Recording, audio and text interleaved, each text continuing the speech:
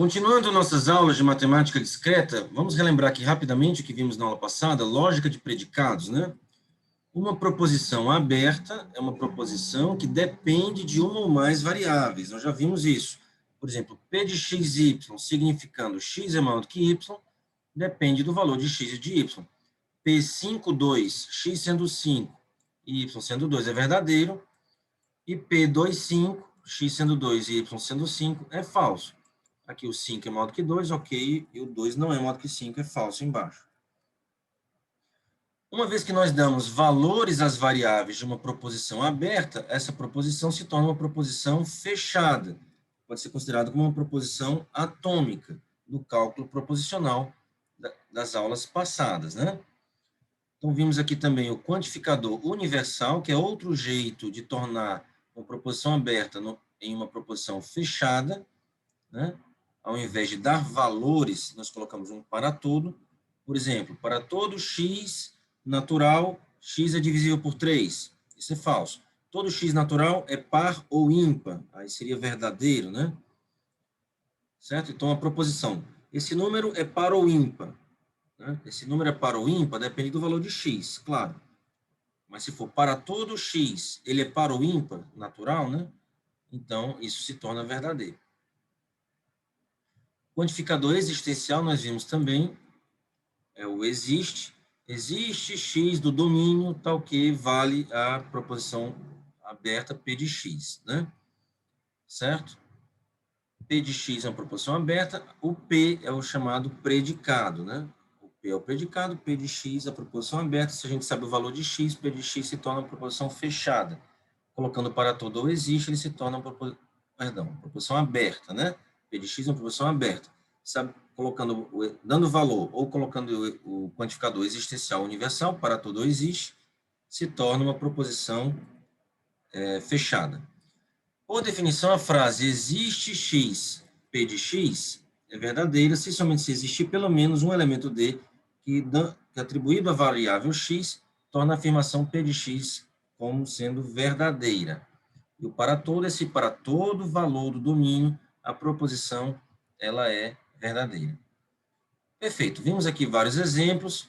Por exemplo, existe um número x tal que, esse exemplo aqui, né, da aula passada, existe x tal que Q de x ou Q de x mais 1, onde Q de x significa x é divisível por 3. Todo natural, o domínio é o conjunto dos naturais, todo natural é divisível por 3 e o seu... Perdão, aqui é um existe, desculpe. Existe um x, tal que ele é divisível por 3 e ele mais 1 é também divisível por 3? Não, é falso, né? Tá? Agora, se fosse ser par, né? Para todo, por exemplo, para todo x, P de x ou P de x mais 1. Ó, para todo x, P de x ou P de x mais 1. P de x sendo, x é par, né? Aqui nessa questão, x é par, P de x. Todo número natural é par ou o x mais 1 é par? Sim, isso é verdade, né? Outro que a gente poderia fazer aqui interessante, para todo x natural, nós teríamos Q de x, aqui o Q de x sendo divisível por 3, né? Q de x ou Q de x mais 1, né? Ou Q de x mais 2. Aí seria verdadeiro, né? Para todo natural, ou ele é divisível por 3, ou x mais 1 é divisível por 3, ou x mais 2 é divisível por 3. Aí seria verdadeiro, tá? Ou seja, o Q de x, o P de x aqui nesse exemplo, o R de x, são proposições abertas, como para todo viram proposições fechadas, nós podemos atribuir um valor verdadeiro ou falso a eles, ok? Perfeito. Agora vamos ver, começar a aula de hoje, o quantificador de existência e unicidade. É o existe um único, né? Do domínio que vale a propriedade, a proposição. Na matemática, são comuns afirmações do tipo, existe um único x no conjunto, no domínio, tal que P de x. P de x vale, né? É verdadeiro. Esta afirmação é frequentemente denotada por existe X, o símbolo de existe, né? Deixa eu colocar em vermelho aqui para ficar mais claro. Existe e uma exclamação. Isso aqui quer dizer que existe um único. Existe um único X, tal que P de X. Né? A propriedade vale. Esta fórmula pode ser escrita em termos dos quantificadores já definidos. A gente pode pensar no existe único como um quantificador novo, tem o para todo, tem o existe e o existe um único. Mas esse existe um único, ele pode ser gerado, obtido a partir dos outros, tá? Então, como é que seria? Existe um x do domínio que vale p de x, e além disso, aí tem esse e aqui, né? Para todo outro que funcionar, será igual, né? Ou para qualquer outro, para dois que funcionem, que dê certo o predicado, né? A proposição aberta, que vai se tornar uma proposição fechada, com a quantificação, os valores são iguais do domínio. Ou seja, aqui está. Para todo x do domínio e para todo y do domínio, se vale que o x e o y são verdadeiros naquele predicado P, então x é igual a y. Ou seja, só existe um único. Né? Existe um que vale, e além do mais, se existir dois que valem, P de x e P de y, então x é igual a y. Ok? Ou seja, se esse lado aqui for verdade, vale P de x e vale P de y, quer dizer que o x tem que ser igual ao y. Né? Ou seja, só existe um único. Se o domínio D é finito, por exemplo, D igual a x1 até xn, e a proposição existe um único, significa que uma e apenas uma das afirmações, P de x1, P de x2, P de xn, é verdadeira. Todas as demais são falsas. Tem uma verdadeira e todas as outras são falsas. Existe exatamente uma que é verdadeira. Não pode existir duas que são verdadeiras. É aqui um exercício interessante, 3.41. Seja D um domínio finito x1, x2 até xn para algum n maior ou igual a 3. Tem pelo menos 3 elementos desse domínio. A afirmação existe um único x desse domínio, tal que vale P de x, equivale a P de x1 ou exclusivo P de x2 ou exclusivo P de x3 ou exclusivo, 3 pontinhos, P de xn? A resposta é não. Não é verdade isso. Por exemplo, isso P de x1, imaginando que são 3 elementos no domínio. P de x1 ou exclusivo P de x2 ou exclusivo P de x3 poderia ser verdade se P de x1 é verdadeiro, P de x2 é verdadeiro e P de x3 é verdadeiro. Se os três são verdadeiros, o exclusivo dos três dá verdadeiro, né? Por quê? Porque vamos relembrar como é que é o exclusivo. Como ele é associativo, eu não precisei colocar aqui os parênteses, tá? Então, P de x1 ou exclusivo P de x2, V com V vai dar falso, né? E falso ou exclusivo V dá verdadeiro. Então, se os três forem verdadeiros, vai dar verdadeiro, ok? Então, não existe um único, existem três que dão verdade, não é só um. Então, é falso isso. Se tiver mais do que 3 elementos no domínio, tá? N maior ou igual a 3. Agora, se N for maior ou igual a 2, se N for maior ou igual a 2, aí a resposta é verdadeira. Por quê? Porque no caso, tendo apenas dois elementos, P de x1 ou exclusivo P de x2, né? Ou P de x1 ou exclusivo P de x1, P de x2, quando é que isso dá verdade? Quando o primeiro é verdadeiro e o segundo é falso, ou o primeiro é falso e o segundo é verdadeiro. É só relembrar a tabela verdade do ou exclusivo, tá? Quando é que é verdadeiro, ou exclusivo, quando é VF ou FV. Ou qualquer outra opção dá falso, né?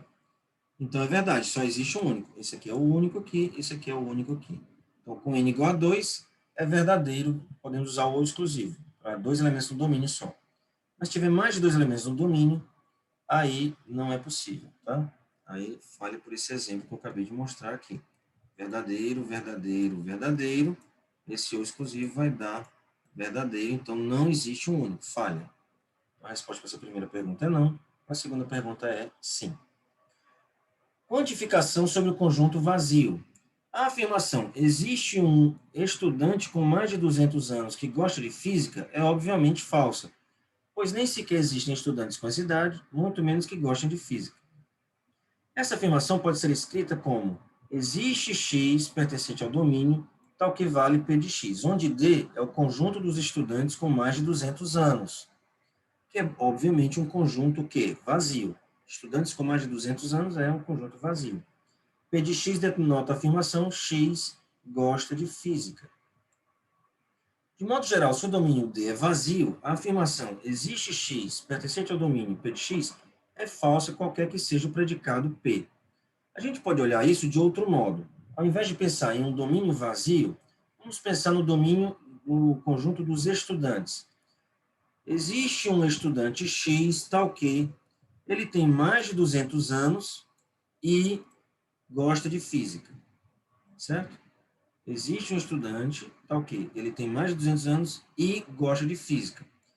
Gosta de física poderia até ser verdade para qualquer pessoa, imaginando um conjunto de todos os físicos, mas não existiria um conjunto, se fossem os estudantes de física, né?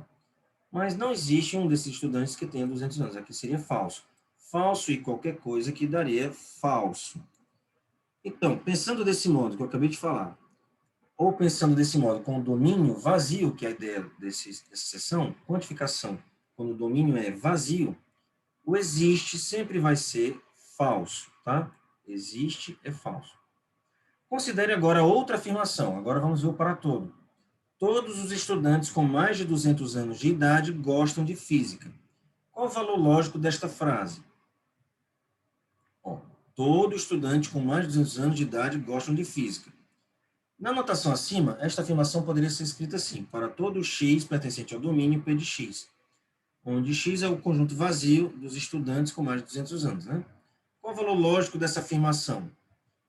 Se D não tem nenhum elemento, poderíamos pensar isso de outro modo. Ó, antes de continuar o parágrafo, vamos ver isso aqui.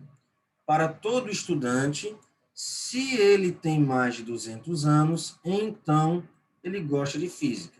A gente poderia pensar essa frase desse modo. Para todo estudante, se ele tem mais de 200 anos, então ele gosta de física.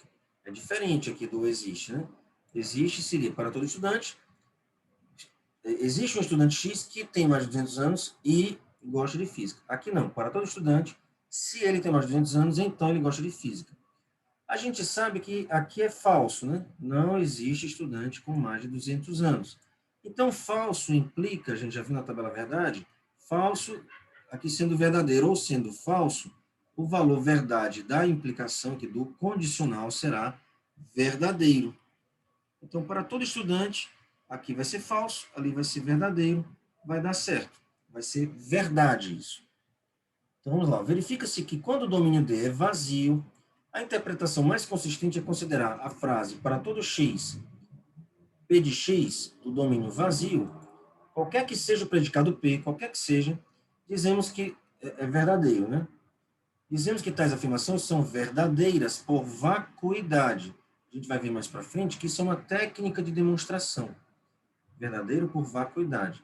Em particular, a frase todos os estudantes com mais de 200 anos de idade gostam de física deve ser considerada verdadeira. Isso pode parecer muito estranho para algumas pessoas, né? Certo? Mas é bom pensar desse modo, como eu coloquei aqui. Para todo estudante, se ele tem mais de 200 anos, então ele gosta de física. Bem, a hipótese aqui, ela é falsa. Quando a hipótese é falsa, no condicional, na implicação, se a hipótese é falsa, a implicação não deixa de ser verdadeira. Não quer dizer que ele vai gostar de física. Não existe ninguém. Mas a implicação é verdadeira, tá? A gente está analisando aqui essa implicação. Né? Se tem mais de 200 anos, então gosta de matemática, de física. Aqui no caso, a hipótese é vazia, então essa implicação será verdadeira. Ok? Então, pensando desse modo, ou pensando com o domínio vazio, ela é verdadeira por vacuidade, porque não existe nenhum estudante com mais de 200 anos. Ok? Então, por exemplo, poderíamos dizer frases estranhas do tipo todo satélite todo satélite da Terra diferente da Lua é maior do que o Sol, por exemplo. Essa frase é estranhíssima, né? Todo satélite da Terra que não seja a Lua é maior do que o Sol. Essa frase é estranhíssima, mas ela é verdadeira. Por quê? Porque não existe nenhum satélite da Terra, né? É natural, né, que eu estou falando. Claro, não satélite artificial. Todo satélite natural da Terra que não seja a Lua é maior do que o Sol. Isso é verdade. Por quê? Porque não existe nenhum satélite natural da Terra que não seja a Lua. Tá? Seria verdade por vacuidade, porque não tem nenhum elemento, né, nesse domínio dos satélites naturais diferentes da Lua. Perfeito. Cálculo de predicados. A área da lógica que trata de predicados e quantificadores é chamada de cálculo de predicados, tá? Assim como no cálculo proposicional, você tem as proposições simples, aqui nós temos os predicados, os P de x, tá? Que dependem do valor de x. Assim como no cálculo proposicional, no cálculo de predicados estudam-se as regras de raciocínio que valem para quaisquer predicados. Em particular, estamos interessados em equivalências lógicas e implicações lógicas. Equivalência lógica, aquele símbolo, né? Eu vou escrever aqui mais do lado, duplicado, e implicação lógica, aquele outro símbolo também, entre proposições com quantificadores agora. Assim como no cálculo proposicional, definimos uma tautologia no cálculo de predicados, como sendo uma proposição com domínios e predicados simbólicos que é verdadeira, quaisquer que sejam as definições que adotemos para os mesmos. É sempre verdadeira. Um exemplo trivial é a proposição para todo x, pertencente ao domínio, P de x ou não P de x. Isso é sempre verdade, independente do domínio, independente do predicado. É sempre verdade para todo x, P de x ou não P de x. Certo? Porque ou ele é verdadeiro, ou ele é falso, ou ele é falso e o não será verdadeiro. Quando aplicar o ou, vai dar certo, né? Dizemos também que duas proposições quantificadas P e Q são logicamente equivalentes se P bicondicional Q é uma tautologia e que P implica logicamente Q se P condicional Q é uma tautologia. Aqui, novamente, são aqueles símbolos, né, que nós já usamos. Só um minuto. Aqui. Pronto, aqui está. O logicamente equivalente, esse símbolo duplicado aqui, não é um operador lógico. É para dizer que quando trocar pelo bicondicional, sempre será verdade, é uma tautologia. E o implica, vamos colocar aqui com outra cor, implica logicamente, significa esse símbolo aqui que nós já usamos antes no cálculo proposicional. Vai valer aqui também para o cálculo de predicados, que é onde a gente vai usar os quantificadores, tá? Perfeito. Por outro lado, uma contradição, assim como lá no cálculo proposicional, é uma proposição que é falsa, qualquer que sejam as definições adotadas por seus predicados. Por exemplo, existe x pertencente a D, tal que P de x e não P de x. Isso é sempre falso, né? Não existe um valor do domínio, qualquer que seja o domínio, tal que ele é ao mesmo tempo verdadeiro e falso. É impossível isso, tá? Ou é verdadeiro ou é falso. Tá. Então, vamos lá. Então, as mesmas definições de cálculo proposicional vão valer aqui também com os quantificadores e o cálculo de predicados. Negação de quantificadores. Um exemplo importante de equivalência lógica no cálculo de predicados são as regras para negação de quantificadores. Isso aqui é bem interessante. Vamos lá. Não para todo x. Qual é a negação de para todo x, P de x? Se não vale que para todo x, P de x, o que é que isso significa? Isso significa, equivale, né? Equivale logicamente a que existe um x do domínio tal que não vale P de x. Se não vale que para todo x, P de x, quer dizer que existe um que falha, né? Existe um x do domínio que falha. Ok? Aqui. E esse outro? Qual é a negação de existe x, P de x? Qual é a negação disso? Se não é verdade que existe um x, P de x, quer dizer que para todo elemento do domínio, não vai valer aquilo. Para todo x, não P de x. Ou seja, a negação do para todo é o existe, e a negação do existe é o para todo. Tá?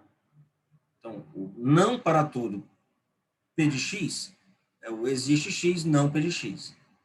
E o não existe x, P de x é para todo x, não P de x.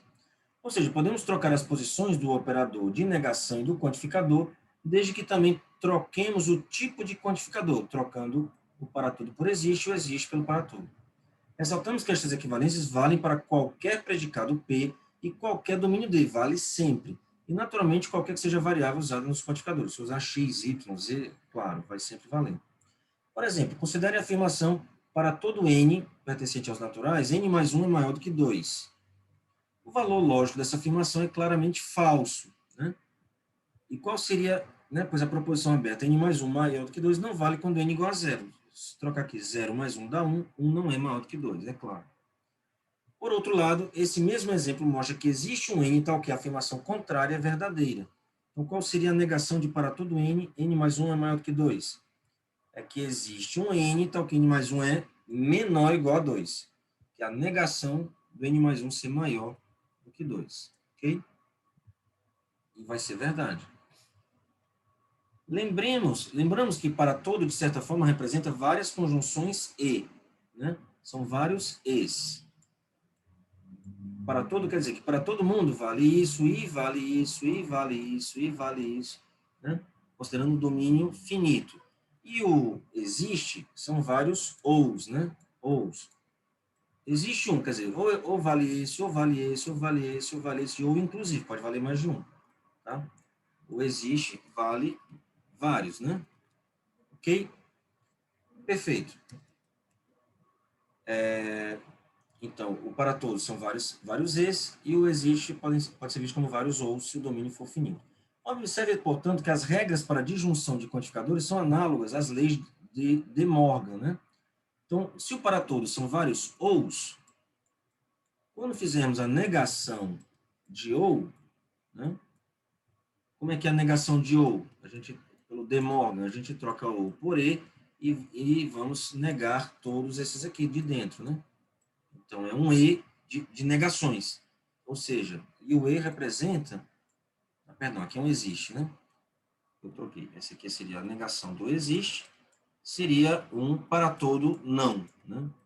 O E é o para todo não. Por outro lado, agora essa primeira linha aqui, né? O que seria, o que é o para todo? O para todo é o E. E, se o domínio fosse finito, né? Qual é a negação do E pelo De Morgan? Troca o E por ou, né? E coloca o não, né, aqui dentro. Não P de x1, ou não P de x2, ou não P de x3, ou não P de x4, e assim por diante. Que é exatamente, esses ou são o existencial, com o não. Perfeito. Continuando. Essas regras valem também quando o domínio D é vazio. Como foi dito aqui, vale para qualquer domínio, qualquer predicado, né? Qualquer variável. Aliás, a principal justificativa para a regra da seção anterior é justamente fazer com que as regras de negação de quantificadores sejam válidas em todos os casos. Por exemplo, considere a afirmação: existe um estudante com mais de 200 anos de idade que não gosta de física, ou seja, existe X, vamos imaginar que D é o conjunto vazio dos estudantes com mais de 200 anos, né? Como a gente acabou de ver. Qual seria a negação disso? Para todo X desse conjunto dos estudantes com mais de 200 anos, que é um conjunto vazio, vale P de X. Ele gosta de física, né? Esta afirmação é obviamente falsa, tá? Portanto, sua negação deveria ser verdadeira. Ok? Então, existe um X, é falso. Qual é a negação? O não existe, né? Que é o para todo, que a gente viu que é verdade. Tá? Perfeito? Aqui de novo, ó, o existe X seria falso e o para todo seria verdade. E esse aqui a gente obtém da negação desse, tá? Perfeito. Continuando. Vamos terminar aqui a aula de hoje. Distributividade de quantificadores. Em alguns casos, é possível trocar a ordem de quantificadores com outros conectivos lógicos. Por exemplo, lembrando que para todo representa uma série de conjunções e existe representa uma série de disjunções ou, podemos concluir que para todo x, p de x e q de x equivale logicamente a, né, para todo x do domínio p de x e para todo x do domínio q de x. Isso aqui é verdade, certo? Se para todo x vale p de x e q de x, então para todo x vale p de x e para todo x vale q de x. Isso não seria verdade se trocássemos esse e por um ou, né? Se trocássemos esse e por um ou, daria errado. Por exemplo, se o p for, o número é par, e o q, o número é ímpar. Para todo natural x, ele é par ou ímpar. Isso é verdade. Agora aqui, para todo x, ele é natural, ele é par, ou ou para todo x, ele é ímpar. Isso é falso, né? Para todo x, para todo natural, ele é par, ou para todo x, ele é ímpar. Aqui seria falso, existem números que não são pares, e aqui também seria falso, existem números que são pares, né? Não são ímpares. Então, daria falso. Mas é verdade que todo natural ou é par ou é ímpar, né? Estou trocando o e por o ou, falharia, mas do jeito que está aqui, funciona. Agora aqui, existe x, p de x ou q de x equivale a existe x, p de x ou existe x, q de x. Se existe um elemento que vale isso ou vale aquilo, é porque existe um que vale para o x ou existe um que vale para o p, quer dizer, vale um x que vale para o q também. Isso é verdade. E a volta também vale. É só pensar bem. Aqui, o argumento aqui do livro é muito interessante, que o para todo são vários es e o existe são vários ous. Então, basicamente, a gente colocou um e a mais dividindo aqui, né? Que são vários ous. Aqui também são vários ous, aí botou um ou ligando todos eles. Aqui são vários es, botou mais um e aqui. Então, vamos ter só e também, tá? Mas se trocássemos esse ou aqui do existe por um e, falharia, né? Ok? Por exemplo, existe um x, p de x e q de x. Né? Existe um x que vale p de x e q de x. Aqui seria o quê? Existe um x, p de x, e existe um x, q de x. Aqui, ele tá dizendo, se fosse e, está dizendo que existe um que vale os dois. Aqui não. Existe um x que vale p de x, e aqui existe um y, um valor diferente desse que vale o q de x. Não precisaria ser o mesmo, mas essa afirmação aqui é mais forte. Existe um que vale os dois, o p e o q. E nesse aqui existe um que vale o p, e existe um outro, pode ser diferente do primeiro, que vale o q. Não é a mesma coisa que a primeira frase, tá? Então, é diferente. Ok? Então, quando eu tenho para todo x, o e, eu posso dividir em dois para todos com e. Se eu tenho um existe com ou, eu posso dividir em dois existes com ou. Se tiver para todo, ou no para todo, ou e não existe, não podemos fazer muita coisa, tá? Ok, é isso.